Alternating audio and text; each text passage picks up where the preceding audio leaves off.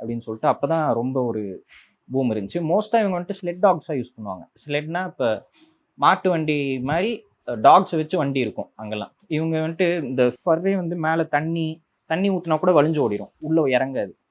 பனி பட்டா கூட அப்படியே போயிடும். ஹைட்ரோஃபோபிக் ஹேர்னு சொல்லுவாங்க. அந்த மாதிரி இருக்கனால இவங்களுக்கு குளிர் அவ்வளோ அஃபெக்ட் பண்ணாது, எவ்வளோ குளிரில் விட்டாலும் இருப்பாங்க.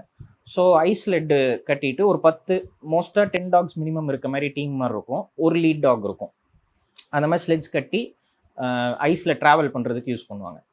அதுவும் போக அவங்களுக்கு இந்த ஃபர்வை யூஸ் கூட கட்டி பிடிச்சி தூங்குவாங்க. ஒரு 3 ஹஸ்கி இருக்குது அப்படின்னா அவங்களுக்கு எந்த வேற போர்வே தேவைப்படாது, இதை கட்டி பிடிச்சிட்டே தூங்கிப்பாங்க. இவங்களும் வந்து மெட்டபாலிசம் கண்ட்ரோல் பண்ண முடிஞ்ச ஒரே ப்ரீடு வந்துட்டு இவங்க தான். கொஞ்சம் சாப்பிட்டு நிறைய எனர்ஜி எக்ஸ்பெண்ட் பண்ண முடியும் உங்களால்.